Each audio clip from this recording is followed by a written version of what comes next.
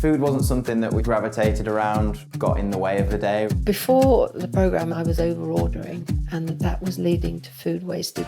I've always loved to cook and I've always loved to entertain. I found it difficult to eat sustainably before this challenge. I think I saw it online. I'm quite a competitive challenge person. They were going to talk about sustainability, they were going to talk about the environment, cost cutting and how you could prepare meals from scratch.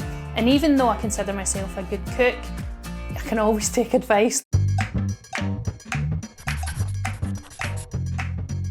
I absolutely love cooking from scratch. I love a challenge and I thought it would motivate me to get back into the kitchen and get back into cooking. If I learnt more about healthy eating and eating sustainably, that would be an added bonus. I was never really into baking. I'd never made a rhubarb crumble or anything before in my life, and I followed a recipe. It came out beautifully, and it's something that I definitely have tried again since. And I made buttered bean hummus that I'd never tried before, just following the recipe that someone in the group had posted, and it was phenomenal. I think it just inspired us to cook differently. We all get involved in the kitchen now, we all try and cook together. We have at least one meal a week that is completely plant-based. Sparking Change came along and provided me with lots of helpful hints on how to preserve things. If carrots were coming to the end of their life, I'd be chucking them in the bin.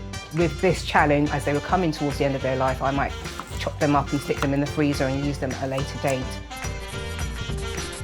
So all the information came through the Facebook group. Different weeks, different themes. And you get to share your ideas and your pictures and everything else. And it made me a bit more adventurous. The cook-along was really fun, so I was in the kitchen, I had my phone propped up. There was one where they taught us how to make pesto. I never realised it was that easy.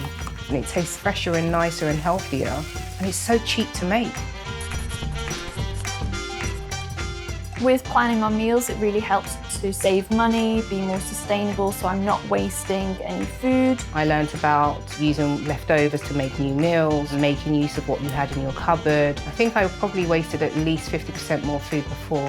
And I've actually reduced my weekly spend by about £25. We used to be like £120 a week, maybe. I've got it down to between 70 and 80. Oh, in a heartbeat, I'd do it again. In fact, I've been telling my friends and family about it.